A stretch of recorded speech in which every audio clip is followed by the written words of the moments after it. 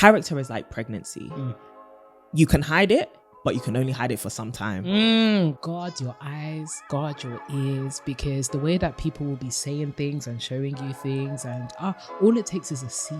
We all often say when we're asked this question, it's about character and competence, right? You want somebody with good character, but you want somebody who's really competent. Yeah. What would you say people need to be discerning about somebody's character in order for something like this to actually work? Yeah. That's a beautiful question. Hello, and welcome to the To My Sisters podcast. I'm Renee. And I'm Courtney, and we are your online sisters and hosts of the To My Sisters podcast. Now, we are all about promoting the wellness, growth, and development of community of sisters across the world. And in today's episode, we are going to be talking about the real tea behind working with your friend, co-founder relationships, breakups, the heartbreak of it all, and just how to leverage friendship for business, right? This is off the back of Emma's episode, which came out last week. Go and check that out. We sat down with the founder and CEO of Plant Made, a wellness and hair care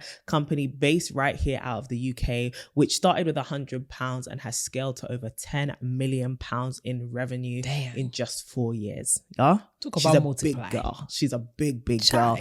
And Emma came and dropped so much wisdom about business, navigating business in the UK, but also how she is building a family business, how she works with her COO, who is her fiance, but also her CFO, who is her brother, and how she has leveraged her family and friends to create a real titan of a company. And so that kind of brought to mind our relationship as best friends. We also had a conversation with the one and only Sweet Life of Vedette.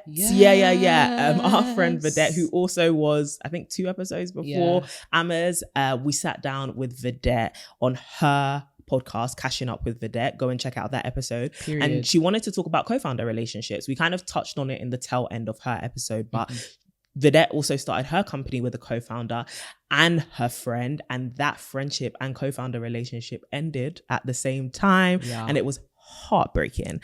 And so we caught up on that and our perspective on that on her podcast. And I thought, since this is in the air, since Vedette's talking about it, Emma's talking about it, we're living it, literally, why not actually have this conversation about working with your best friend, actually starting a company, what it takes, what makes us do it well, and have been doing it well for the last 4 years, and hopefully talk about the elements of friendship, but also business as entrepreneurs that allow this to work so well. So hopefully, if you're an entrepreneur, or if you're a woman who wants to go into a business with a co-founder, or maybe you and your friend have this lit business idea together and you're thinking, but should I really go into business with my friend or a member of my family?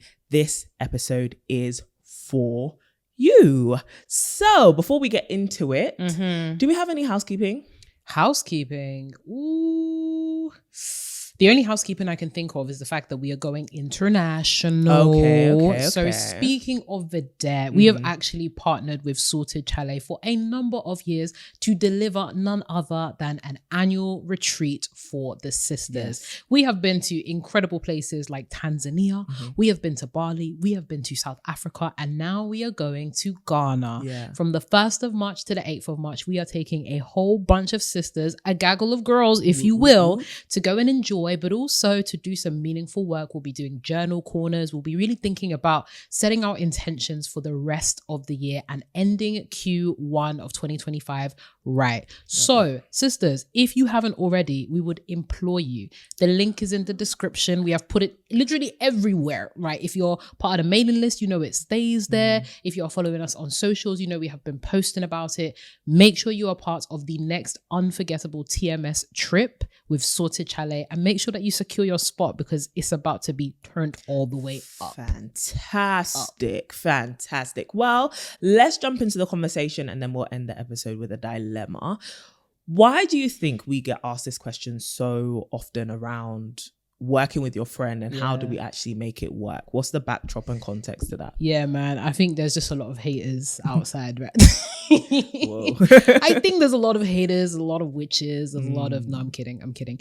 I think we've spoken about this at length before in a couple of our podcasts, but we are in a very, very selfish era. We are in the era of the dawn of capitalism. We are in an era where a lot of people are living quite self-contained lives. Yeah. And I think especially as we come out of, we're still, I guess, dealing with the effects of the pandemic, the rise of loneliness, the necessity of fending for yourself, the narratives that are coming out around self-sufficiency and being independent.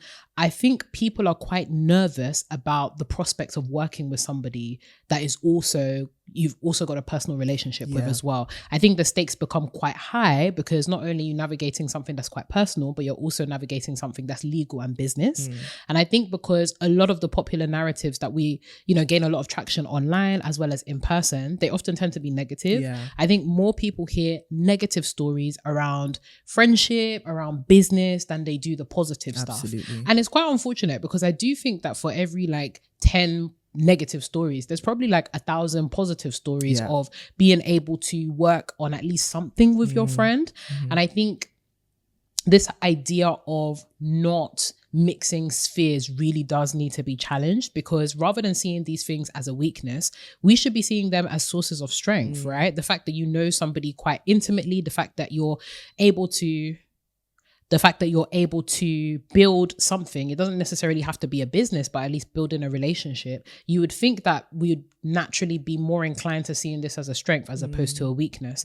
But I think there is just something that's there's another layer of vulnerability that is required when entering into a multifaceted relationship with someone. And I think another thing that I would add to that as well is fear. A lot of people are afraid of getting into that place with their friend or with people that they know quite intimately and personally. And the fear may be the fear of breakdown, which inevitably leads to self-sabotage.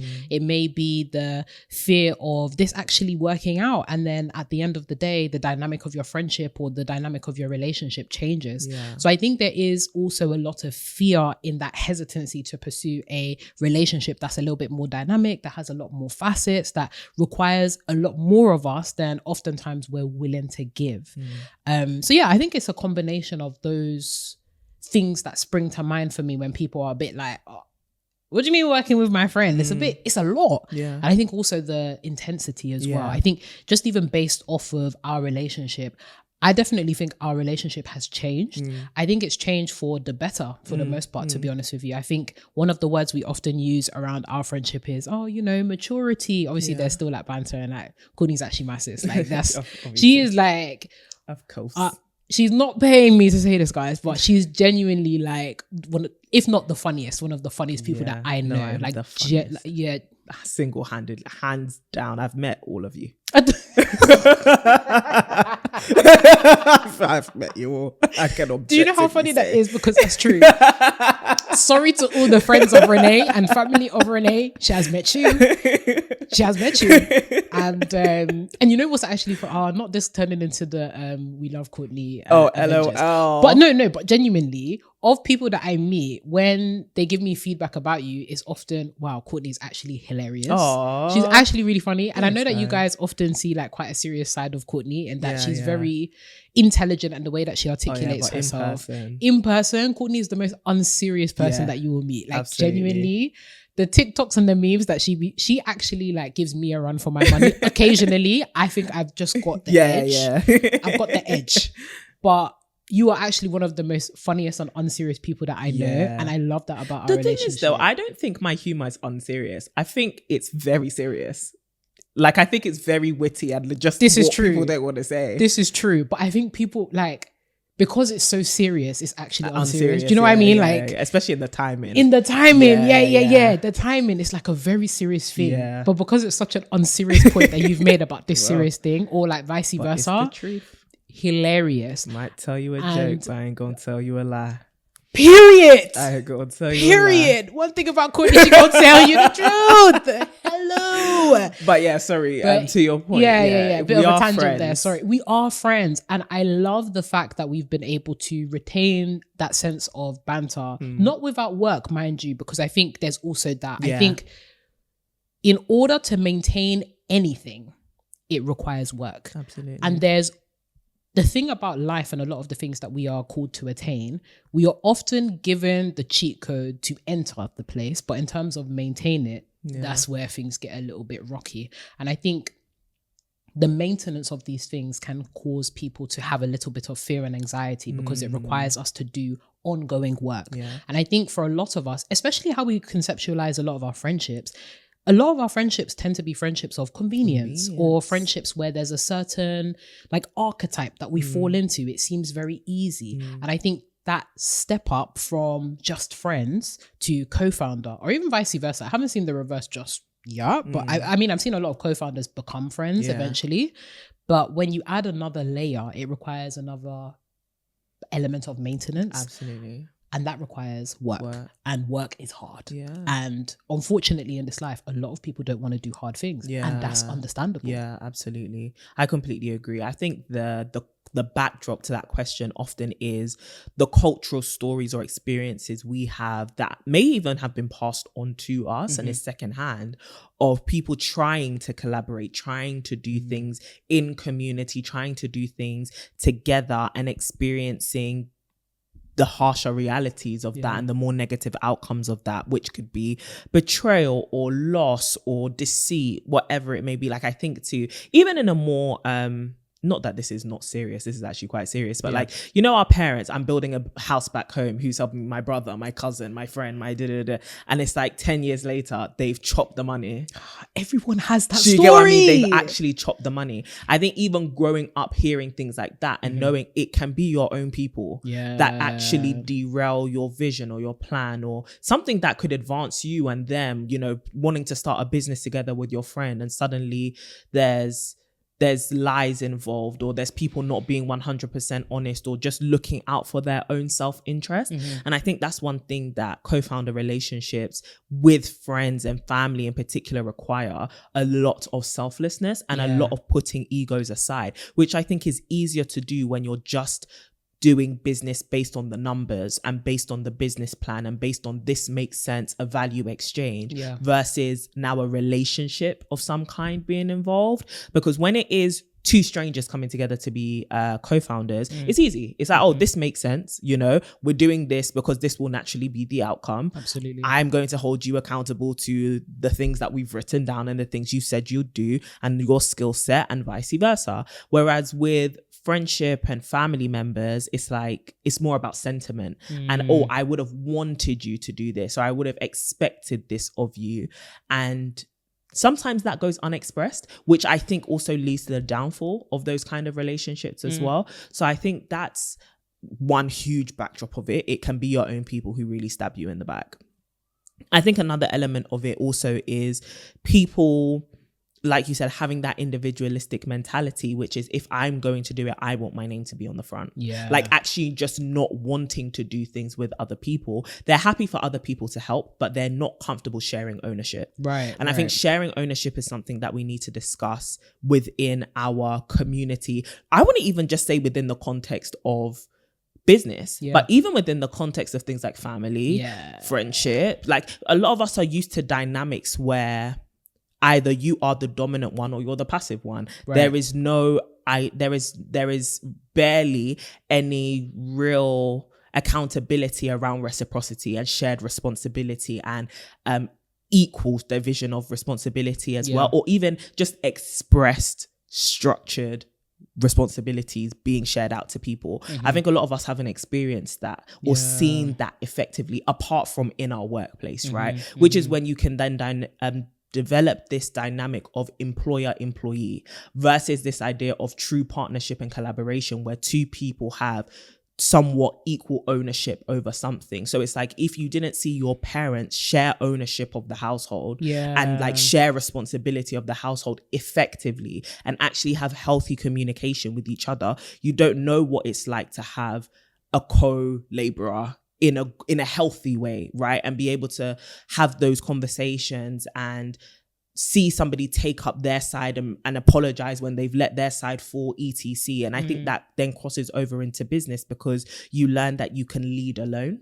like leadership alone can also be effective, right? Like when you are the be all and end all, or you are the full stop of a sentence and all ideas pass through you because you are the bottleneck, that is actually to some degree a lot easier than having to discuss it with someone else who also has their own ideas and their own skill set and their own needs and their own expectations. And so I think because we haven't necessarily seen collaboration and co-sharing done effectively and healthily for a lot of us, I would say personal experience wise, we don't think that co-founder relationships are a beneficial thing. And which is why I think that what Amma was touching on in the tail end of her episode was really powerful, which is that actually we need to reframe a lot of how we have these conversations about working with family or working with friends, because when you look at that, like businesses that are doing successful, and when you look at businesses that are successful or are being successful, they are often ran by people who share a similar mindset,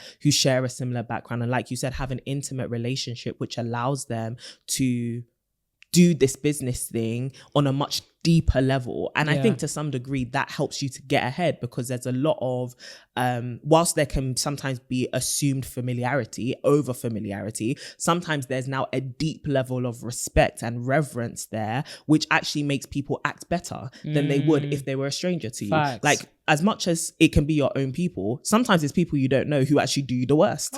Do you get what I mean? And so the prayer and the hope, and sometimes you can't bet these things in business on like hope and prayer, but like that's all we got.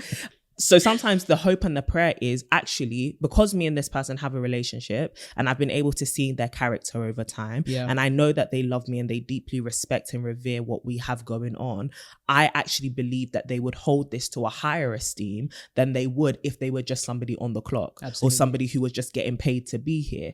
And so I think we also need to reframe our thinking sometimes, but not everybody is worthy of such trust. And I think that brings us to a conversation. I want to touch on what you said actually around doing the work and what that entails. But I think in the middle of that actually is discerning who you're meant to do this with, right? And seeing whose heart is actually in the right place and the character. And we all often say when we're asked this question, it's about character and competence, right? You want somebody with good character, but you want somebody who's really competent. What would you say people need to be discerning about somebody's character in order for something like this to actually work? That's a beautiful question. And I love that you asked that question, because we were recently hosting a workshop. Well, I mean, we've been hosting a whole bunch of workshops. We've been outside, you know, and that's been working. We've been on the clock together. And we have been hosting a bunch of workshops on community building and the importance of community building internally, in terms of you having co-founder relationships, in terms of you having business relationships and other personal relationships, and then also building a community. So the internal and the external. And I think what's very interesting is we've touched on the importance of sharing the same values, or at least similar values that we can respect. So even in terms of discerning character is really about how does a person conduct themselves? What is a person saying about themselves without saying it? And in terms of discerning good character, the first thing that pops to mind for me is consistency. I think that a lot of us are prone to showing up well when the environmental factors are just right, or when they're optimal, right? You want to find somebody who is consistent in the way that they show up for themselves and other people. So you can see that with your friends. Obviously, we say, oh, you know, I love my friend, but really think about the ways that they show up for you and show up for themselves in different settings. Because when you find somebody that's consistent, you can bank on the fact that they're probably consistent in other areas too. It's actually a principle that they live by rather than something that is conditional on the environment. And that's what you need when it comes to character. I think another hallmark feature of good character would probably be the kindness and the respect they show people in general, irrespective of where they're at in like social hierarchy. So I know, like, for example, in dating, we often think, oh, I'm going on a date with this guy. Like the way that he treats like waiters and waitresses and stuff really matters, because it's indicative of how they value people. And I think somebody with good character knows that love is not discriminatory. It is somebody that is able to show the same amount of respect to the CEO as they are to a cleaner or a waitress, or somebody that's in a service-oriented work space or force. And that's really important, because when you're doing business with somebody, you have to really be thinking about who are your customers, who are your clients, who are some of the people that you're going to interact with on a day-to-day basis. So for example, taking like myself and Courtney as a case study, I know that whoever interacts with Courtney, for the most part, unless like she's going through it and somebody has like beaten her up or something, like even then, because me, I'll shout to you and be like, put them up. Do you know what I mean? Like even then. But I trust the fact that when we say sisterhood, Courtney is going to show up as a sister, irrespective of who you are, what you're dealing with. And I have heard nothing but good things about Courtney interacting with people. Like genuinely, your reputation precedes you. A few emails now, like, I was having a bad day. But even then, but that's a principle in of itself. Like, yes, this is not to say that this is a yardstick that they have to fit to 100% of the time, because things happen and, you know, you can't expect someone to be perfect. But for the majority of the time, if you can bet on the fact that this is a person that shows up as a loving person, then that's really important, especially when it comes to character, because character keeps the door open. And there's too many of us that think that we can be nice for a set period of time and then we can drop the act as soon as we get what we want. So I think it's very, very important for you to be somebody that actually loves people, that loves interacting with people, or at the very minimum is actually kind to people. Like, it's really, really important. I think also another character trait to discern for is somebody that's capable of learning and somebody that's teachable. So good. We make mistakes. And in relationships that you have with people, you will make a mistake. You are not a perfect person. The question is not whether you will make a mistake. The question is, how do you deal with the mistakes that you make? Are you somebody that's humble? Are you somebody that's open and receptive to feedback? Are you somebody that is keen to learn ways to overcome, ways to prevent all of these preventable issues from happening in the first place? Are you somebody that people can even approach to give feedback to? Because we sometimes even have friends or people around us whereby we can't even share feedback because we know they're going to take it personally. They're going to get really defensive. They're going to get really rude. Are you somebody that is easily triggered by feedback? And that's really important, especially when you're doing business with someone. Boy, there's going to be some things that you do badly. Not even that you've done wrong. You do badly. There are some things that at the beginning of this journey, I did badly. Like, as much as we talk about, you know, competence, right? There are going to be some things where you are going to have to upskill, or there's going to be some challenges that actually require you to level up. But before you level up, you have to recognize what are the things that are pulling you down. And sometimes it's another person in your circle that will be able to point out those issues to you. The question is, are you going to be able to receive it when they do? And if you don't, then I'm sorry, that's a character flaw, because you need that feedback to be able to improve and to become a better person. So somebody with good character is somebody who is also able to take feedback. They're teachable. They're keen to learn new things, and they're keen to really they're keen to embrace this philosophy of continuous improvement, because your business and your relationship will always be capped at your level of teachability. If you are not ready to be taught, child, the bag ain't gonna be caught. You gotta leave it alone. It ain't gonna happen. So I think those are the three big things that come to mind for me. But what about you? I think you've covered it really. I think it's somebody who has that growth mindset. You're looking for somebody who is willing to adapt with this journey, and just generally across all boards is not a quitter, and doesn't quit easily. I think that's one thing. I remember going to church once and the first lady said, character is like pregnancy. You can hide it, but you can only hide it for some time. It will show. And I think that's one thing when you are trying to start a business with someone or do something with anyone, even build a relationship. Have you given yourself enough time to see this character show? Right. Jeez. And it's really about, have I seen this person in all seasons? Have I seen them? How do they handle work? How do they handle their family? How do they carry themselves? How do they treat different people in different environments? What does a bad day look like for them? Because everyone's real good. Hit them with the right bad day. Listen, hit them with the right bad day. And the question is, how often do bad days happen? And how do they deal with the fact that life and business and relationships aren't always going to be hunky-dory, right? How do they also deal with me when I'm not having a great day, right? What does having a relationship with this person look like? What are they like holistically? And you have to give yourself enough time to see that. I think sometimes the beauty of business is cushioned by a contract, which means that I don't actually need to wait to see your character, because as soon as you act up, I've got grounds to get rid of your ass.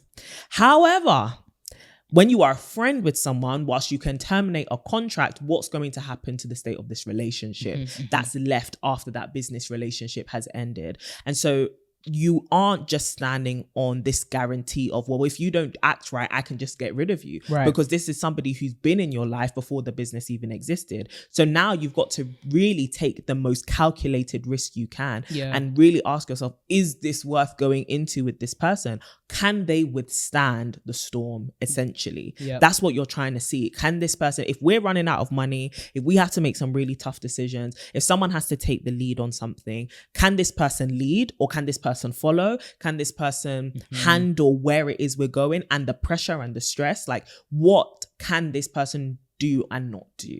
And I think that we need to give ourselves enough time to see that for real, because we can't jump into this thing blind. We can't jump into it thinking that we're cushioned by contracts. No, because it will cost us this entire relationship if we do this prematurely, essentially. I also think with the character thing, you also have to think about your own character. Because like I was saying with like earlier, why people sometimes ask this question is too many egos are involved, and sometimes the biggest ego is yours. You're not just dealing with the ego of your co-founder or your friend or whoever. You're dealing with your own ego 100. And your own pride and what you think you should get out of this. And you're not coming maybe with the posture of, oh, I'm going to serve no matter what. Or actually, can I fall back when this person's competence proves to be greater than mine in this area? Can I actually take a step back, or do I need to be the one who's at the head of the table? How do I feel sharing glory? Like when you really ask yourself these questions, sometimes you realize it's your character that can't handle it. Problem. You're actually the problem. You're the person who can't collaborate, right? And so you have to also ask yourself, like, I'm gonna be real, what is my relationship with competition? Period. What is my relationship with jealousy? Do I compare myself all the time to this person? Do I actually want to see this person shine? Because that's what's going to happen. You can't be walking with somebody side by side, equally yoked, and think only you will be the star of the show.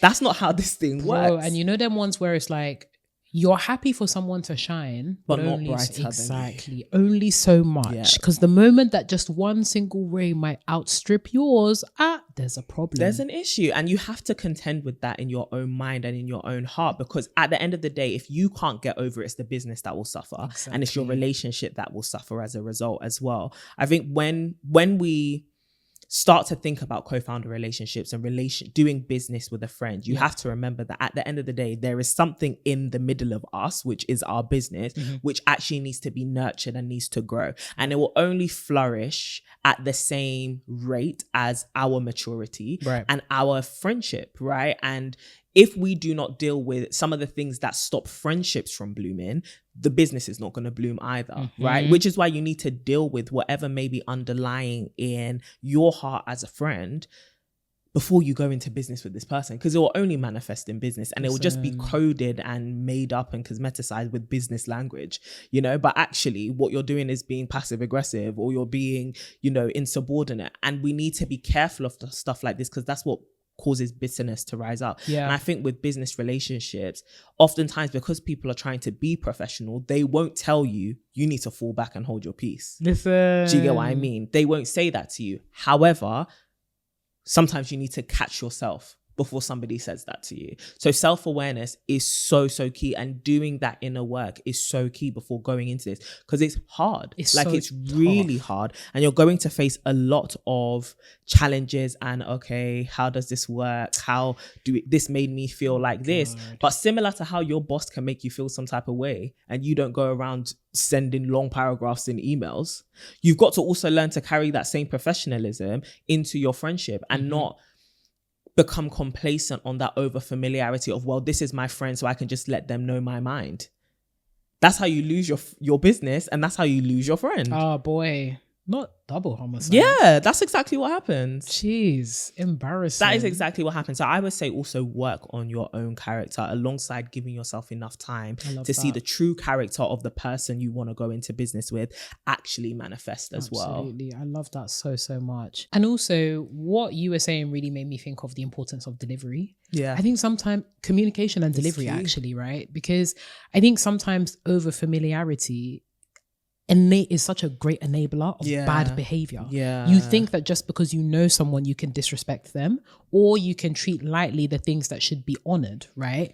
There are certain ways that people speak to their friends or people around them that, I'm sorry, I will never refer to Courtney like that. Or like, I will never speak to my friends that way. And I think that comes as part of the self-awareness piece, but also cultivating your character and your values and making sure that you honor that code. I think what we've really benefited from is we have a almost unwritten, we speak about it, but we have an almost unwritten code as to how we actually engage with each other. What are the rules of our communication? And sometimes you have to be very explicit about that, as opposed to falling back on assumptions that we may have, which are predicated by familiarity. And delivery is important. The amount of times that I've heard like relationships fall to pieces because people have come direct. Direct is not a synonym for rude. And too many people think that because I'm being direct, I'm not being rude. No, you're just being rude. Or just because it's the truth, it's not going to hurt.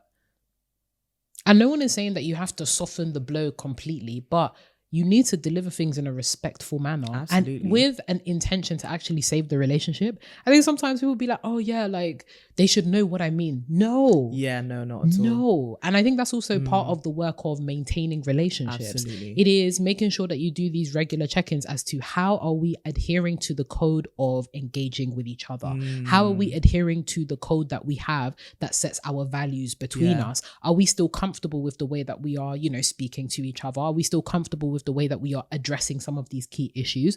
Are we comfortable with the way that we are addressing conflict? Because too many of us are coming to conflict with either bullhorns or we're trying to sidestep it completely, and neither way is going to be helpful nor productive at all. Yeah, I completely agree. And I do think there's an element though of cushioning that has to be done 100. Within co-founder or business relationships with friends and families, and having those awkward conversations though. And I think it's cushioning on both ends, which is, I do think, and this could be by virtue of us being women in business together, because I don't know about male co-founder relationships and how they talk to each other and how they interact. Some of them. But I do think in experience, I would say when it comes to communicating certain things with you, I would cushion it and pad it a lot more than I would with other people, right? Because, and when I say cushion it and pad it, it's not that I'm not being direct. It's not that I'm not being honest. And it's not that I don't think you can handle it. It's more so I will give that context of, I love you. I want this business to work. You're my best friend. After this conversation, we're not going to end this friendship and you're stuck with me. That kind of thing, because I want that context to always be, I'm saying this from a place of love, right? But what I'm about to sandwich in the middle of this has to be really direct. And then afterwards as well, again, with this cushioning thing, afterwards as well, giving more time to actually work through that feedback and work through that very awkward conversation. So sometimes with us, like these impromptu business conversations are literally impromptu because we live together, right? So it's actually, now I realize I'm going to engage in a conversation with Renee. It's not a simple, can I book in 30 minutes in your calendar as maybe your manager would, or someone else who you're working with just more professionally would book a meeting with you. It may end up being a 4-hour, 3-hour, 5-hour conversation, or a whole evening laid out on the couch thinking, okay, let's go back and forth and let's tussle with this thing, because we don't want to leave this point with anything in our hearts that could adjust or affect our friendship as well. So I think there's an element of cushioning there. However, the reason why I say cushioning goes both ways is sometimes you find yourself in environments where a 3-hour, 4-hour conversation cannot be had. And so you really are just interacting as business people, right? As people working on something from a professional standpoint. And in those times, it's very easy for sharp things to fly uncushioned, right? It's very easy for sharp things to go out completely, what do they call it? Like unguarded, if that makes sense. There's no safety wear on this thing. There's nothing that's going to dull this blow. It's going to be sharp because it's a quick decision that needs to be made, or a quick thing that needs to be said. And in instance, the reason why I'm saying this is a second side of cushioning, you have to cushion yourself. Yeah. If this thing is going to fly without any safeguard on it, you need to make sure in that moment you're not easily offendable. Yeah. You need to be padded up and cushioned so much that even though I threw this thing with no, covering on it, you're not going to be hit because you're covered. Yeah. Do you get what I mean? That makes so much sense. And so I think there's times where you need to do the cushioning. Like if you're going to throw a dart, do as much as you can to pad up that sharp bit, right? To make sure that when it hits, it's not going to completely pierce and break this thing. But sometimes you're going to have to throw a dart naked. It's just going to be straight, like the edge is out. The edge is out and it's sharp today, right? Because we're moving quickly and I don't have time to pad this out. So I need the person that's going to be the target of this to be padded up themselves. Do you get what I mean? To make sure that this doesn't pierce and break this thing. That's what I'm trying to say. So I think it's also not being easily offended to the point where things that are said very quickly, maybe not, it's not done in maliciousness. It's just the way business goes. We need to make a fast decision. Do this, do that. Let's do this. And sometimes it can feel like, ooh, that came out a bit, Yeah. Hello. Hey, watch how you talk to me, your tone of voice. Because this is the things that we think sometimes at work, right? You're having a team meeting. Someone says, can you do this? And it's like, I need you to add a please. I need you to add a thank you. And a miss I at the want beginning. you to literally pad this thing up, right? But it's like with the speed we're moving, everyone's going to catch us straight. And it's never with this idea of, doing it intentionally and we can work it out afterwards. But in that moment, I need you to be cushioned as well. Yeah. But in the times where we're not flying and we're not, moving at 1,000,000 miles per hour, I also need to learn to pad up what I'm saying so that it isn't actually hurtful as well. And so I think it's learning to temper your words, but also learning to build some grit and build some like cushioning around you and structure around you. That means that you're not easily hit by everything. Because if you are highly, highly, highly sensitive and fragile, this thing is not for you. Business is not for you. I was about to say, this business thing is not for you. I can't even lie to you. Entrepreneurship is not for you. So you've got to learn to really build up that fortitude that is, okay, I can withstand a couple hits. Now, I'm not going to become Superwoman and invincible. I can still get hurt. And I would like to think it wouldn't be my friend that administers that final blow. However, I need to get with the program and realize that not everything is going to be said to my liking all the time. 100%. You have to give people the benefit of the doubt. It's actually okay.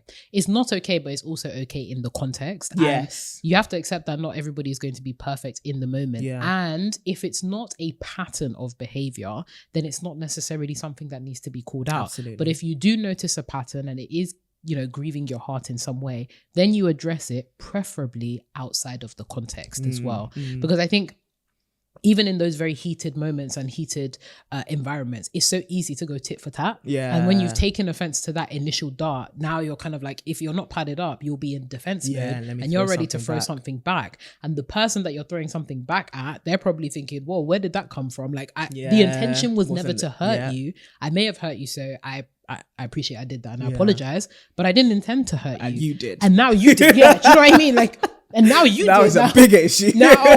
now we fighting and it's giving Avengers Assemble and I don't know how we got here. So sometimes it is about giving people the benefit of the doubt. And I think sometimes this is where like doing the work and self-awareness can sometimes actually not work in our favor, in that we think that, we're doing the work by calling out every single thing that offends us, that makes us upset. I'm so hyper aware of, the way you communicated that was just, it didn't land well with me. That's annoying. It's irritating. It is so irritating. You can't blow. Listen, I'm not trying to dictate how you read things and whatnot. Take it to your journal, man. And take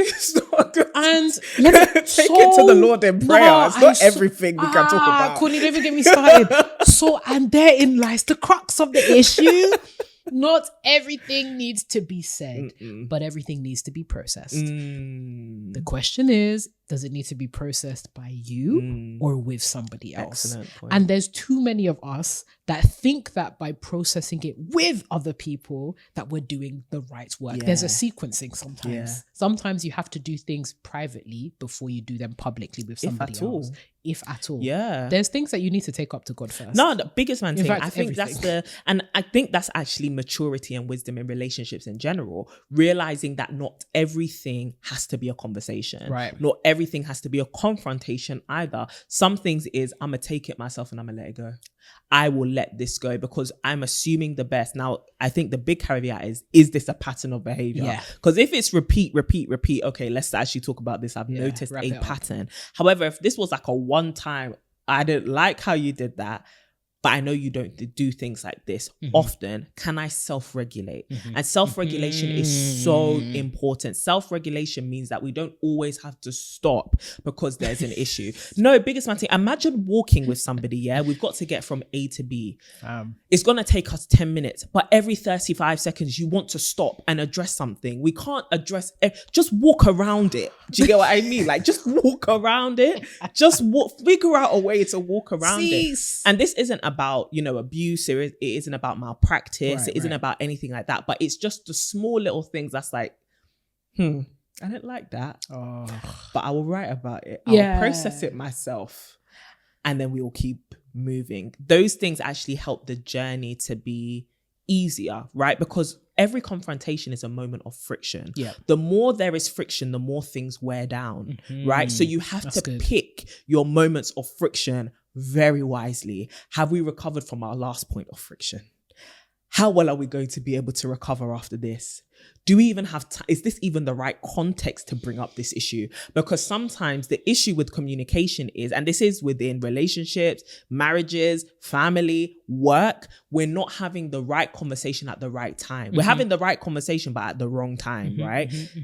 Yes, we need to address this thing that happened. But right now, at this critical juncture of us making this decision, or in this season where we're both really tense because we're working on something and the deadline is now, or, you know, the money is not there, or we're both feeling the pressure, this is not the right time to have this conversation. Take it, write it down, note it down, park it, and then let's pick this up when we're both in a better place to actually have a constructive way of dealing with it. Because a lot of us think that us confronting is actually just us venting. We're not looking for a constructive end to this thing. That's so true. If we were looking for a constructive end to this thing, we'd also make sure we were having this conversation at a time where it was constructive and a time where it's conducive to actually come up with a solution. That's good. But most times, a lot of us want to say what we have to say because we feel like it will alleviate us, and it may. You might actually get the feeling of freedom that you actually want, but look at this, bucko. You've now put this thing on the other person, and they're like, bucko is crazy. Open your eyes up, bucko. You've now put this in the air. You've put this in my hands, and I don't even know what to do with this bomb. What are we actually gonna do? So whilst you've gotten the sigh of relief and you've been waiting to excel, and you have, my car is burning in the background. Do you know what it's like? You know when you take a poo?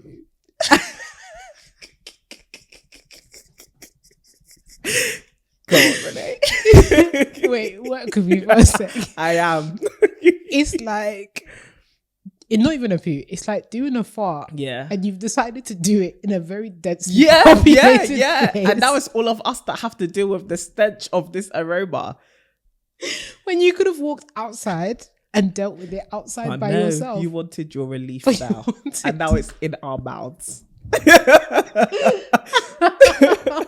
Oh my gosh. Sorry, so tangential. Now it's in our mouths. No, literally. That is the worst feeling. That's it. Oh my gosh, that's that is the worst feeling. So guys, please, let's all just be guided. And this is why I think, like you said, a lot of this is maturity. Right. This is not for the immature. This is not for the weak. It's not. This is for people who are literally standing on business. Like, I know I want to maintain this friendship. I know I want to have a successful business, or, you know, I want to maintain this family relationship, whatever.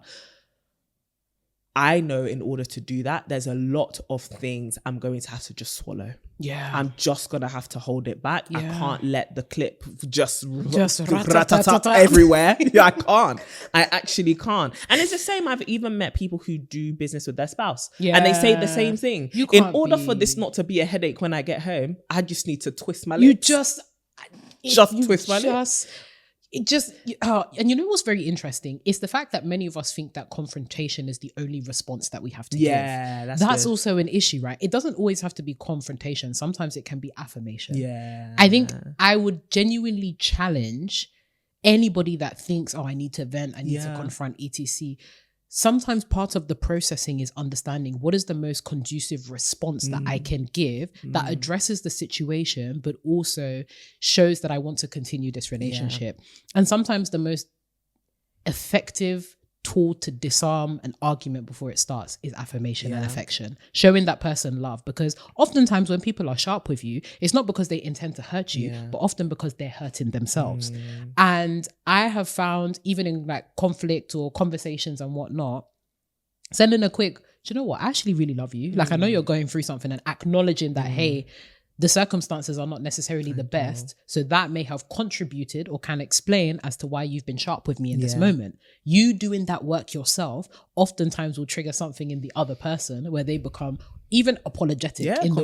In that moment, they become convicted because they realize, I've just done something that is potentially harmful, despite not necessarily having the intention to do so. But the fact that you have still chosen to show me love in that moment is one of the most effective ways that you can continue to build intimacy, trust, and love in that relationship. Now, again, heavy caveat, we're not talking about abuse here. We are not talking about manipulation. We are talking about those one-off moments when people are having bad days, or those one-off moments where people are going through stuff and could benefit from a benefit of the doubt, or really could benefit from some form of affirmation and affection because they're hurting in that moment. So really consider, is confrontation the best response that I can give to this conflict right now, or how I'm feeling right now? Are there other more beneficial ways that I can process and share how I'm feeling, or how this has been received by me in a way that will help build this relationship rather than tearing it down? So good. So good. And I think another way to kind of deal with that conflict as well is bringing a third party. And I think this is what's so powerful about business relationships. There's nothing stopping you from having a board. There's nothing stopping you from having mentors, advisors, people who are around you who can just come in as a different voice, who you both respect, who you both love, who also has the interest of the business at heart. Who can actually speak to maybe a conflict or a disagreement or a difference in opinion, and both of you would be happy to yield to that, whether it be even an external consultant. Okay, if we are not seeing eye to eye on what this thing should be, what the next step should be, how we should approach this deal or whatever, let's bring in someone who is an expert in this area to just give us an objective, neutral response, and we both decide we're going to take it. Because we can't just follow what one person is saying without the other person getting in their feelings or feeling some way somehow. And so I think leaning on other people is really helpful. Also having accountability structures in place. And it's funny because as we say these things cross over so well into romantic relationships as well, or 100. Into friendships. Like, if you are doing something wrong, I need to have somebody who I know you respect and I respect, who can see objectively, who is mature, who is wise, who has some idea of what we're trying to do and where we're trying to go, who can actually G-check you if you're moving mad, who can say, okay, according to business practices, what you did was actually wrong, and know how to enforce some kind of, not necessarily consequence, but some kind of structure of accountability and, I wouldn't say monitoring, but let me just make sure that this doesn't happen again. So let's set up a quarterly meeting where I'm looking at the account. So I'm looking at the minutes in your meeting. So I'm looking at how you guys are operating and seeing whether this is healthy for the both of you. Because sometimes it takes one person losing their mind to ruin a whole business and ruin a whole relationship because they want to act up and act different. And so having someone who's outside of the both of you who can be like, you know what, I know you guys are friends, and sometimes friends can't even see your blind spot. Let me actually help you guys to see what you're doing is crazy, or actually you're doing this really well, keep this up. So I would say don't be afraid to bring in a third party. The thing is that third party literally needs to be objective. They need to be able to see things objectively. And sometimes that means that you're going to have brought the third party in and they're not going to agree with you. Are you ready to take that too? Awkward. Not you bringing in reinforcements only to find out you're in the wrong. They're here for you. But hey, we all got to the solution, right? It's like calling the bailiffs on your neighbor and they said, actually, we're here for you. We're here to repossess something from your house. It happens like that. And that's just, you know what? I think it comes down to what are our top tier values here. What are we actually chasing here? Yeah. At the end of the day, whilst it may hurt me, I know that it's good for the relationship and I know it's good for the business. Right. I know that as much as this is a challenge, it is an opportunity to actually grow.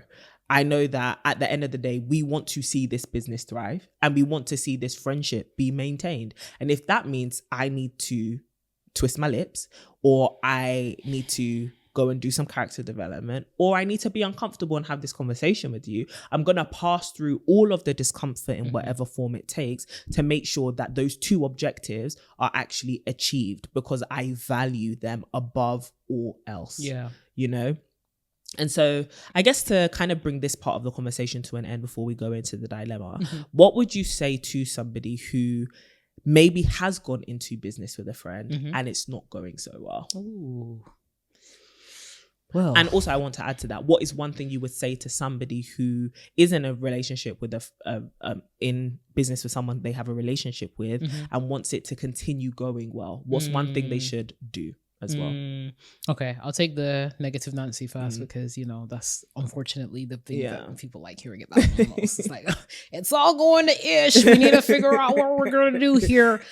I think that is enough cause for pause if you can, because I think sometimes doing your day-to-day with the person will exacerbate the feelings, the tensions, the issues. Taking some time off, whether it be like maybe a day or two, if you're doing business, especially if you're doing business with the person, taking a day out or a couple of hours even in their calendar. So just say, wait a second, we need to do some work here and we need to identify what exactly the issues are that we are facing.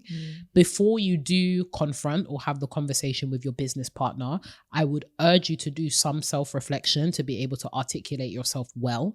I think sometimes we can enter into a lot of these conversations just off the cuff, straight in, I'm ready, I'm here for a boxing match, when really that's not necessarily the equipment that you should be bringing to this match. In fact, it's not a boxing match at all, it's an open conversation. So doing some kind of self-reflection before you go into the conversation with your second party and articulate yourself well, having had an opportunity to identify where they have been going wrong, but also where you potentially have been going wrong, just so that there isn't, a log in your eye that you haven't been able to take out before the conversation happens. But taking some time out of the actual business, out of the day-to-day, having a conversation, sharing what's on your mind, and also asking them, hey, what do you think has been going well in our relationship? But also, what are some of the challenges that you have faced? And oftentimes, more often than not, they'll also have things to bring to the table too. And it's a great open forum for you guys to hash out and see, okay, cool. Are these cosmetic concerns which can be brushed over, things that can be worked on, or are they deeper structural concerns that may require either a bit of fixing or potentially a separation? Now, I personally think that usually separation is like the last resort. I would definitely encourage, especially if you started a business with somebody that you love and really care for, it's worth at least fighting for. And I don't think that you should give up without a fight, at least. And it is fighting the issues and not the person. So really focusing on, these are the issues that we are facing. Are these issues repairable? Can we repair our relationship? And I think also what might be helpful, especially if you're friends with the person, try to separate out your business concerns with your friendship concerns. Obviously, they can leak into each other, but I think it's very important to provide feedback on these relationships a little bit more separately, just so that we can see, okay, is the concern around our business and how our business is doing and our business relationship, or is it that I feel like our friendship is falling into tatters? Because it might be that your business is flourishing, but your friendship is falling into tatters, or vice versa. Friendship is doing really, really well, business is falling into tatters. So I think it's very important to be quite specific in some of the areas that the both of you are finding issues, challenges, especially in the overlap of these relationships. And then figuring out, are these things repairable? Is this the season for us to really focus on our business since our friendship is thriving? Is this the season for us to focus on our friendship since our business is thriving, or vice versa? And really being quite specific on those kind of things. And then also thinking about, what does that action plan look like? I think sometimes it's really easy for us to lay out, these are all of my issues, but we don't necessarily have an action plan. And I'm very like spreadsheety type person. I don't know, I can't remember what it is on the Myers-Briggs, the personality trait or whatever, but actually listing down, okay, cool, in the next 6 to 12 months, this is what we want to achieve within our relationships, not just business, but also friendship. These are the things that we want to achieve. This is how we're going to get there. And having some smaller steps around, okay, cool, I've heard that you said that I want to spend more quality time with you. I've heard that you said that I need to communicate a little bit more effectively. I've heard that you've given me the feedback around my competency in this particular skill. These are the steps that I'm willing to be held accountable to by you or by our third party or whatever it is to make some kind of difference in the next 6 to 12 months. Good. So being as action oriented once you've had the space and time to air out some of those issues and challenges as much as possible. And if those things don't work, that's when you have to have the tough conversation as to, can we continue this? And it doesn't necessarily mean that it has to be a complete break. That's only in the very extreme, circumstances. It might be that, okay, this business that we tried together, it didn't work. But we can continue our friendship. Absolutely. Or I've not really seen the reverse work out as well, where you are doing business with somebody that you were formerly a friend with, and we're not friends anymore. Hey ho, however you want to cut it. Me personally, I think it could work if you're both not working in the business, like working together day to day. That's a good, yeah. If you guys are not working together in the day to day, then maybe it may be worth saying, okay, cool, we don't have to be besties, but we can still work on this business together in ways that there's a little bit of separation or whatnot. So I think finding some kind of nice middle ground is often better than a complete co-founder friendship breakup. But in the extreme cases, I think it's important to know how you guys want to end well. Keep it as respectful as possible. If you guys do have some kind of legal agreement, it may be worth revisiting, thinking about all of that kind of good stuff, bad stuff, because the official stuff, let's call it official stuff. It would be worth going back and reading over the official things, thinking about ways that you can close up and stitch things up neatly. I think understanding that these things will also take time. I think there's the temptation to just I want to get away from everything, but unfortunately that means that you won't have as clean a break as possible if you try to run away from everything rather than close everything up. So that's the advice that I would give to folks that are in business and their friends and it's not necessarily going well. To the folks where it's going good, you're working together, great work, love it for you guys. No, honestly, because you're often hit with negativity more than you are positivity, especially when you say, I'm working with my friend. Oh my goodness, how? How? So the first thing that I would say is try to make sure that your spheres of influences are mostly positive. Have people around you that are actually pouring into you and are actually, positive influences into the relationship that you have with the person. Much like in a marriage, when you're married to someone, you want to be hanging around people that will tell you, I hope your marriage is going well. I hope that you guys are going to be married for the foreseeable future. You don't want to be hanging around people that will be like, how are you coping? No divorce? Just reminding you that it's a tough ride. It's really tough. I remember when I got to year 6 or 7, me and my hubby and my babes, we broke up. I think you're headed the same way. God forbid. God forbid. God forbid. Nonsense and rubbish. We are generational curse breakers here. So people who are projecting. Avoid people that are projected and try to be diligent in discerning people that are projecting their broken ideals and their relationships on you. So good. I think it's really, really important to, very much be discerning of the airways that you have around you. Tune into the right radio sources is very, very important. I think continuing to do what you're already doing that is working well. I think it's so tempting to reinvent the wheel. Like, let's keep building, let's keep doing this. But if you have something that works, continue to ride it out until it doesn't. Or at least there's any kind of signs or changes that necessitate some kind of change in direction. But if your relationship with your, co-founder, your friend is going well, continue to ride out on those strengths and and understand what those strengths are as well. So, okay, cool, things are going good. What is it about our relationship that's actually working well that we should continue to do? And inscribe that in stone. Have that as part of your values. Keep doing what you're doing. Double down on that. I think still being proactive and, having regular check-ins with your co-founder / bestie. They don't have to be the same type of check-ins as well. So, for example, me and Courtney will have check-ins around business stuff, but then we also have check-ins around friend stuff.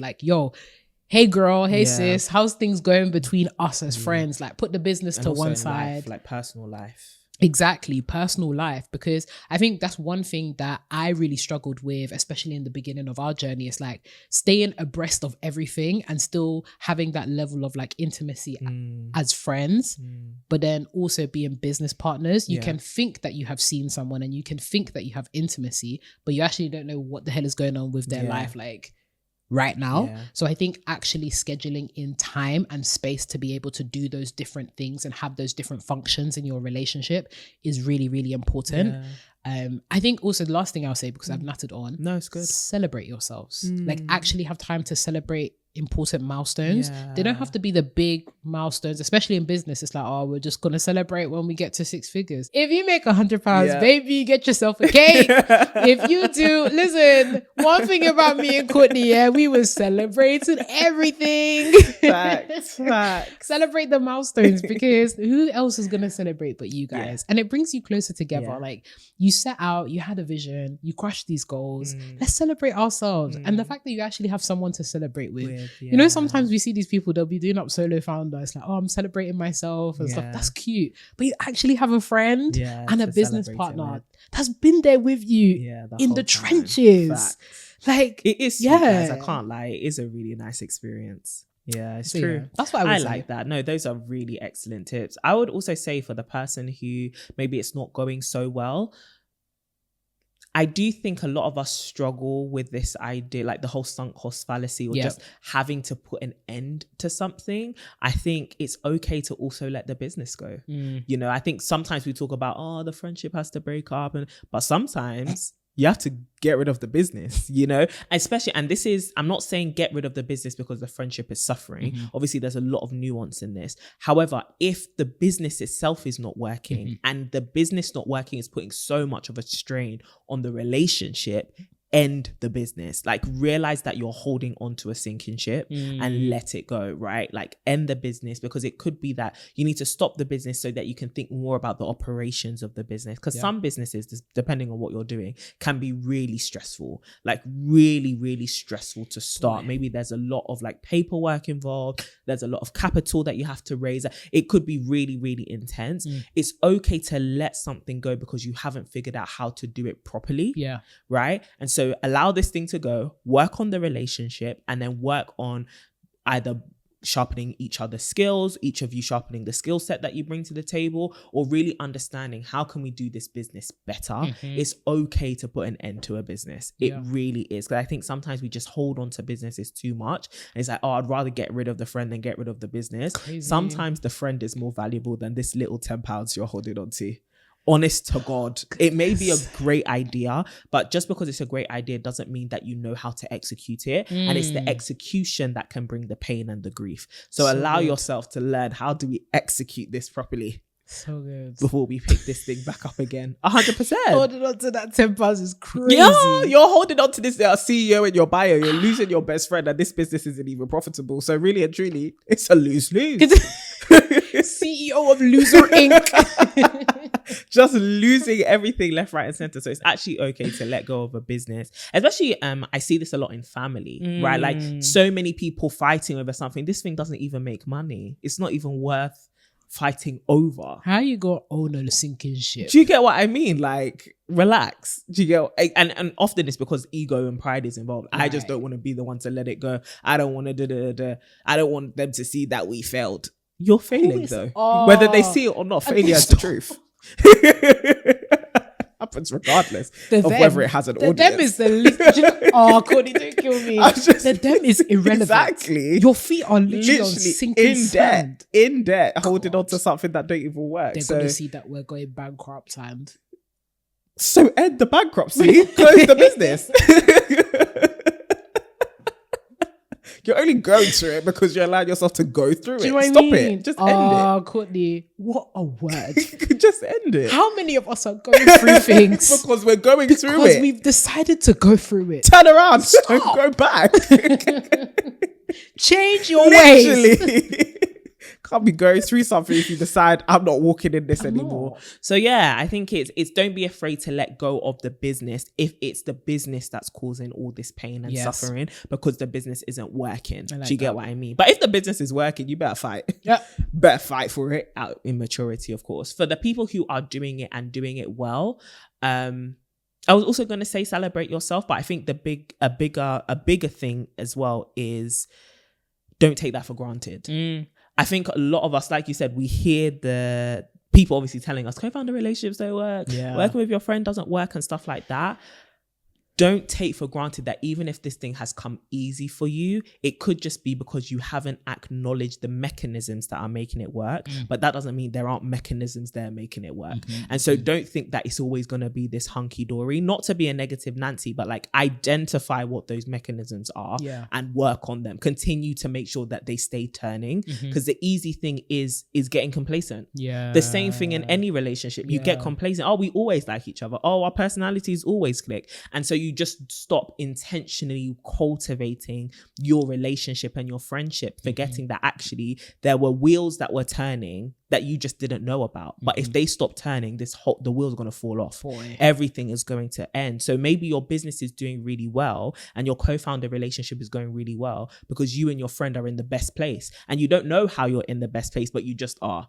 And then suddenly 3 years down the line happens, and you're no longer pouring into your friendship like you used to because you didn't know how you were pouring into your relationship, especially when your friendship is based on convenience as well. Maybe now the circumstances around your friendship have changed, and now you haven't identified those mechanisms of quality time or words of affirmation or whatever love is being poured into your relationship. And now you're thinking, how come this friendship and the business ain't working as well anymore?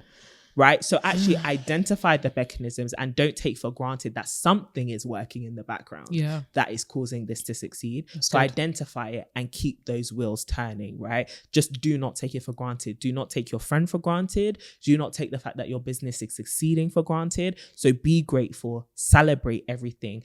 Actually I wouldn't say take things to heart, but don't let things fester. Like actually take things seriously. Like for example, if Renee comes to me and says, I didn't like how you did that, I'm not just going to be like, oh, Renee's just, you being Renee. No, I need to take that seriously because this is somebody who actually matters to me. LOL. This is somebody who actually matters to me. So it's not just something of a brush it off and get over it. It's actually, oh no, let's take this, because I don't take for granted that this thing is working and I don't want it to not work. So I take everything with gravitas to some degree. So yeah, I would just say, just don't get complacent, man. Don't get complacent. Don't get prideful. Don't get egotistical. Identify what's working about it and guard that thing fiercely. Fiercely. Especially if it's like you identify the things that ruin relationships. Like I could get so cushy with Renee and be like, oh yeah, Renee's never going to leave my side. She's my co-founder. She lives with me. We're in each other's lives. Deadlocked. Period. Do you know what I mean? And then one satanistic hissing snake is like, oh, do you know Renee did this, and because I'm now so complacent about our relationship and the fact that we're locked in, I'm like, how can Renee do that? Who does Renee think she is? And now suddenly I'm now getting a bit loose with how I respect her or how I love her, and she hears wind of that. There's nothing, no matter how deep we are in this relationship, no matter how much money is on the line, there's nothing stopping my best friend being like, I don't want to be your friend anymore. So let's not take for granted the fact that everybody has a limit. Even if you're even in a covenant, everybody has a limit. Everyone has a no limit. matter how deep this relationship is, everybody has a limit. I don't care how mature you are. I don't care how long you've been in this thing, how much experience we are humans. We have boundaries and limitations. Do not take anybody for granted just because it's been going well for so long. I can end. Everything has an end date. Sorry, beloved. Listen, Cody. Point, evidence, explanation. Link back to the question. As for you, hissing witches. No, because I've expressed this on the podcast before. I've expressed this. Courtney is not up for and people sale. try. No, it's not even me being up for sale. People try. Like people try to instigate something or blow up something, and sometimes they don't even know they're doing it. And it's for you to catch. This is gonna put a seed of distrust, or envy, or something in my heart that does not need to be here because it will be detrimental to the business and my friendship. And I know you're not trying to do it intentionally, but the way this conversation is going, it's not healthy for me and what I'm trying to build. So I have to remove myself from this place. You have to be aware of that because not everybody knows that Satan is using them. I'm just... Not everyone knows. One thing about the enemy is very beautiful, very luscious, gorgeous. No, because people think, I know we just had Halloween, which we don't celebrate. No, we don't. Don't come to our door knocking for candy. I'm glad they didn't come yesterday. I was waiting. I was about to preach a sermon. About to preach. If you celebrate, that's your business. According to our faith, we don't celebrate. Yeah. Anywho, like, I've even lost my chain of thought because I was just thinking, do you know what I was thinking about? So tangential. I will send you the meme for it because I actually saved it. Somebody was trying to like reappropriate Halloween. So they hung a hanging of a biblically accurate angel outside of their door. I don't know if you've seen biblically accurate angels. Very scary things. I really understood when they said, do not be afraid, because I've been afraid. And also it made me question, have people really seen angels? Because if you've seen a biblically accurate angel, I don't know what kind of angel has appeared to you, but if you've seen biblically accurate angels, you wouldn't be out here saying, and there's angels in the room. I would be at the back of the hall. Okay, so to be fair though, the Bible does talk about how be careful how you treat everybody, because some of you interact with angels and you don't know. So I do think there's that element of maybe angels look like common men. That's true. But biblically described angels. But then again, there are different kind of spiritual beings. This is also true. There are different kind of spiritual beings. There's the seraphim, the cherubim. There's all these different things. That's what I'm saying. They're all described slightly differently. Yeah. So there can be some angels that look like the pretty ones. Yeah. But there are also demons that look like just mere men. To be honest, I think the demons look more like us. Oh, absolutely. More often than the children of Satan. There you go. Oh, absolutely. They even said Lucifer has a pretty face. He does. Yeah. Yes. Therein lies the point. Lucifer has a pretty face. Things that come encased in gold may on the inside be rotting flesh. Absolutely. So please, guard your eyes, guard your ears, because the way that people will be saying things and showing you things, and all it takes is a seed. And that's the essence of it. All it takes is a seed is a mere thought. It's a throwaway sentence. It's somebody just saying one thing and you being in the wrong place, your heart being in the wrong state. Suddenly, your co-founder, your destiny helper is your biggest op. You need to be careful. All of a sudden, you think that they're a witch. Yeah, literally. But that's what happens. Even look at sibling relationships, right? It just takes one person to say one thing wrong. Suddenly, this person who you share blood with is now your worst enemy. Crazy. All because of a misunderstanding or something that landed in the wrong heart. We need to just be careful of. Maybe we should need to do some kind of co-founder retreat or something. Do you know what? Or friendship retreat where people just come with their bestie, come with their co-founder, whatever it may be, and we just talk about these issues, because it's very, very tough. It is really tough. It's very tough. And I think it's different. It's different to marriage, because like you do life with this person, there's an intimacy there. I think with friendship, there is still that element of we are just two individuals who are trying to understand ourselves, but also make something work together. Yeah. It's very tough. It's very vulnerable. It's very hard. It is very, very vulnerable.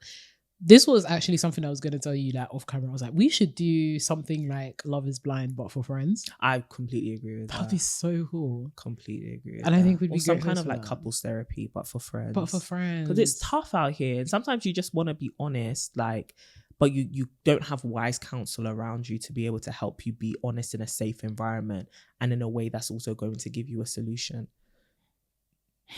Anyway, we're just spitting ideas.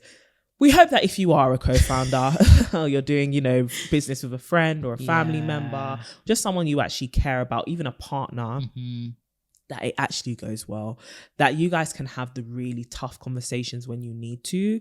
And also that you would maintain that true love and genuine care for one another. I think care is the word, like genuinely caring for the business, but caring for each other, caring for each other's mental, emotional, physical, spiritual well-being as well, in a way that allows you both to flourish in the business and therefore the business to flourish. Hopefully this conversation has been helpful too. Beautiful. But yeah, sisters, we have a dilemma we want to answer before we end this episode. But before we get into that, let us know what your thoughts are on this topic and on this conversation. We'll probably post something on the Instagram page at To My Sisterhood, which you can chime in on stories or in the comment section. So go and follow us over there. Into the ding ding ding dilemma. Let's go. Alrighty. You ain't gonna like this one, Courtney. Oh no. You ain't liking a few of them recently, and anyway. You know what? I just don't like dilemmas in general. I just don't like that the sisters are suffering as well. It's not nice. Anywho. Hi sisters. Hey. I'm 23 from South Africa. Hey girl. My ex and I started dating in March 2024 and it felt real. He was affectionate, calling at odd hours just to say he missed me. Aww. I'd never felt safer. And when he said, I love you first, I was all in. Wow. In April, I found out I was 8 weeks pregnant. Wait. Yikes. Okay. Mm-hmm. Balancing my final year of university, I couldn't see bringing a child into the world. So I decided on an abortion and he supported me through it. Okay. Then he dropped a bombshell. He'd been on Married at First Sight, which aired in June, though he hadn't told me until after we'd been dating. Ever since, he seemed distant, and I suspected he was reconnecting with his ex from the show. I confronted him, but he dismissed it as just PR. On August 3rd, my fears were confirmed when she posted an Instagram live from his place. I was heartbroken. Later on the reunion episode... Hey, sister! We gotta go check out that reunion from September. Anyway... She posted, later on the reunion episode in September, he publicly declared he was back with her. He hasn't reached out or apologized. It's as if I never mattered to him. Jesus. Now I'm left feeling betrayed and just want to move on. Jesus. Should I ask for closure or let it go? Girl, if you don't let that thing go, what do you mean ask for what? He gave you the closure on the show. Do you know I wasn't expecting it to go that way whatsoever? What? That is crazy. First of all, this is the first time we've been caught up in celebrity drama. Yeah, that's what, when I saw Married at First Sight, I said... this is basically what, maybe E-list news? This is... A, B, C, D, E, maybe. Fantastic. We're climbing up there and then we're getting somewhere. Okay. About to watch that show looking for that man. I ain't gonna lie to you. Is there a Married at First Sight South Africa? I have no idea. Anyway, many things. Man. Okay, let's calm down. First of all, really sorry you went through this. It was very sad that somebody could gain your trust and make you feel like, you know, you're in love with them as well and then do this to you. Nonsense. That's crazy. Nonsense. Should be a crime. Second of all, I think you guys got into something serious too quickly. I think I get it. Somebody can make you feel like you've fallen in love with them in a matter of weeks. However, it sounds like it went too far, too fast for you to really know what was going on in his life entirely and really confirm maybe some of the things he told you about himself and his situation in life in general. Really sorry to hear about the pregnancy kind of coming to an end as well. I understand that there are sometimes very complex things that go into making these decisions as well. But I would say, considering you have both gone through so much, there is no closure that should be searched for. I don't know if it's you want a relationship with a man who can deceive you and then embarrass you on television. That's crazy. But if that's what you want, baby, you worth so much more than that. Okay. Secondly, I don't know if the closure is for some kind of explanation, because the explanation is he's rekindled his love with this babe they are publicly living out this story. So what are you going to do in this? He's got a penchant for those short, quick relationships. To go from March 2024 last year to not just any show, but Married at First Sight. And that's the thing. It's like, babe, this guy, I don't even think he even knows what he's doing. I think he just wants a bag of women. I don't know if fame has got into his head or what. But sister girl, stay out of this. It sounds like you're looking for love. It sounds like you're looking for someone who's going to put you first. It sounds like you're looking for some kind of commitment and security. Everything this man has done has shown you he's not capable of giving that to you now. Correct. Or ever. And so back off. Wrap it up. You're already busy with your own life, as you said. Continue to be busy with your own life and find somebody who will actually love you well and be honest about it. But this sounds like there's a whole bunch of shame that he could bring to your life. We don't want that for you. Leave that man alone. Leave that man alone. Yeah, sorry, there's nothing good that can come out of this situation. I'm just gonna say that. Uncle, if you're watching, Mr. Man, if you're watching, stop deceiving women. In fact, it's just cease and desist immediately. End that. But that's really scary. Oh, disgusting. On television. On the TV. And he said just PR. That on the TV. But you know what? I do feel like men who actually really don't care about you, those are the men that will make you fall in love with them the quickest. Yeah. Crikey. But no, Courtney, I don't even have anything to add to what you said. I think, babe, leave that one alone immediately. That man. When somebody has shown you, and the thing is, he has shown you multiple times who he is. Yep. There have been multiple times over such a short and sustained period of time where he has shown you, I do not have true regard for you. And yes, there may have been some really nice hunky-dory times that you had, but for this to have veered so off course in such a short period of time, is that somebody that you closure? I don't want anything from a man like that. There's nothing a man like that can give you. He's not going to give you a good reason. He's not going to, like he said, he hasn't even been in touch. Are you going to be able to reach him? If anything, do you think? I'm more concerned about the babe that's now with him. That's her own personal issue. To be very honest with you, if you can marry a man you've just seen with your eyes, stop killing me. Until she writes it, I have no words for her. Courtney, have you watched the most recent Love Is Blind? No, girl, I have not. So I was talking about this with Raquel yesterday. I've divested from all of these kind of shows. I hear it. I just think they cheapen the idea of or the concept of marriage. Yeah. And also they distort our perception of men and women in relationships. I just think they're so unrealistic. But when you internalize those narratives so much, you go into the real world projecting this onto normal human beings. And I think that can be quite harmful. It just depends on where your heart is at. Some people are so detached from reality TV shows in that they know it's fake. Yeah. But some people, the more you absorb it, the more it's like every relationship is like this, or this is how all men act, or how all women act. And we take those tropes into the world, forgetting that this is scripted. Yeah. Very devised scenes and narratives and plots. So yeah, I'm just not in it anymore. I'm there for Lauren and Cameron. That's it. The rest of y'all, it was just giving, spoiler alert for anybody that has not caught up with Love Is Blind. Spoiler alert. Mm-hmm. It just reminds me of the uproar that I was telling you about, that guy that has a family that we now found out about. Yeah. Just hiding there in the back. 3 kids. But do you think the producers didn't know that? Anyway, sis, please, we don't want you out here looking at Be Beautiful. Please. Leave that man. That's it. Leave that man. Leave this situation. You sound like you've got a good thing going on in your own life. Keep it up. Jail time. Keep it up. Closure. Oh, sis, I'm sorry. Closure is actually the worst. Whoever came up with the concept of closure being the appropriate response every single time. Closure is only possible if the person wants to give it to you. Yeah. If you're working with a crazy person, you're not going to get closure.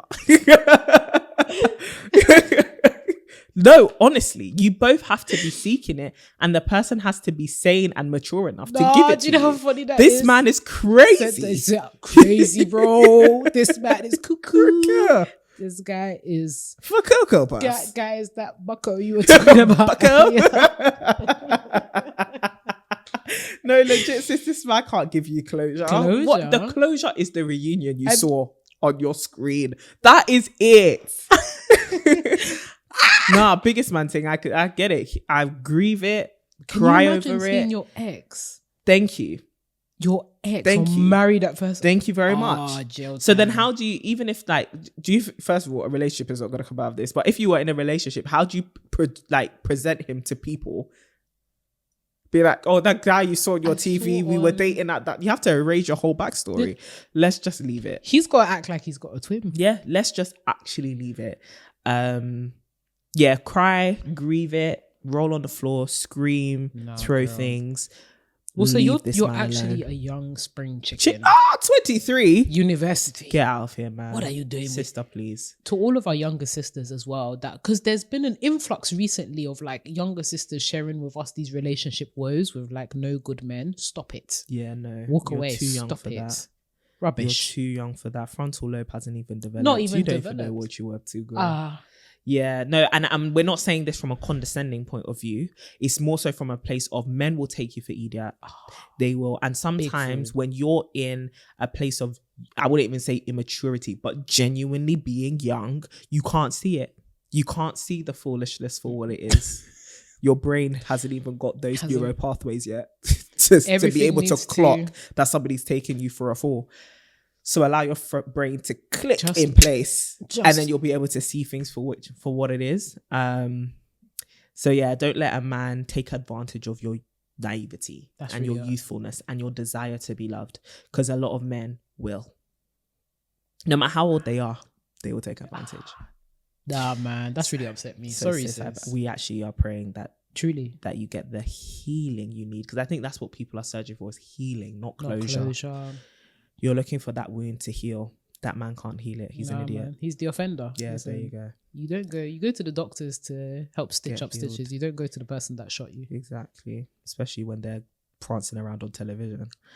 Just gonna put that out there. The there. offender is on our screens. Yeah. So, anyways, sis, all the best. Love you so much. Send love to our sis in the comments. Give her some advice. Just cuss him if you need to. Whatever we need to. You know. In fact, if you identify him, T. Anywho's, sisters, we hope that you enjoyed this episode. Thank you for rocking with us for the last hour and a bit. We love you deeply. Live sisters. Show is happening this weekend, so it's actually going to be super fun. London girls, see you real soon. Link up. And as Renee mentioned, we're going to Ghana in March. If you want to come on the girls trip, then all the information is in the description and the show notes. Follow us on socials at To My Sisterhood. You can follow my bestie at Renee Kapuku, looking mighty fine today, might I add. And you can follow me at CD Boating. Sign up to the mailing list on tomysisters.com. And sisters, we love you, and as always, keep glowing and growing. We bid you adieu.